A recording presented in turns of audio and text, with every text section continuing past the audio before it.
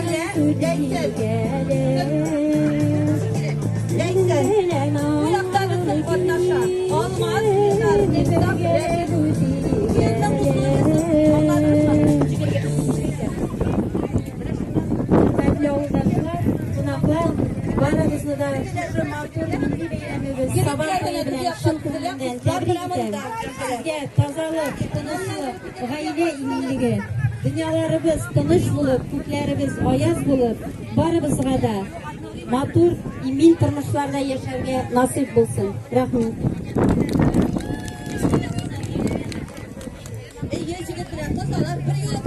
Rahmat Javsarlar nomimizda bo'lakni olib ketasiz.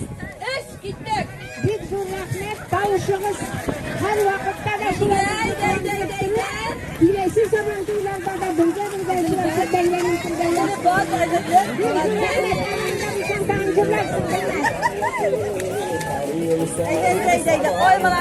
Menemin daha oyunlar oynuyor bizim jüritlerimiz, kızlarımız. Reisem çürde başı kalmadı. Bu yola bizim yigitler ilgirerek bulup çıktı. Yigitler komandası ilgirdi.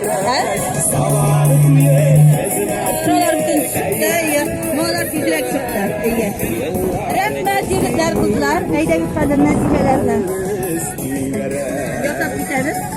Yigitler kızlar hayda güzeli belki abalar, obalar. Şuna güzeli belki kimlikte sağın onu kutlarını. Sizin bilen kumuyla yolunukta gidesiz. Yigitlerle hayda geçilemez. Kimlik oynayıcı ile abaylar, abiler. Yigitler, kızlar. Evet, Savantoy kulekleri mikrodan.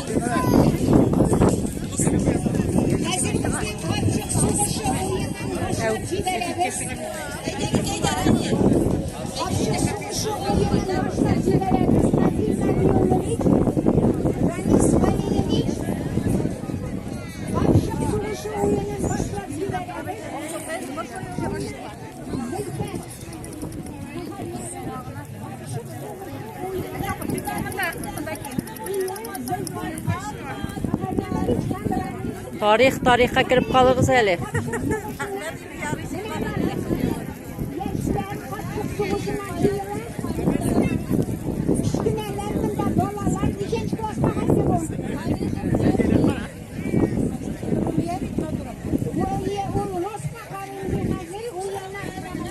Gaysa qo'yamiz, qararsiz endi. Saytqa sayt.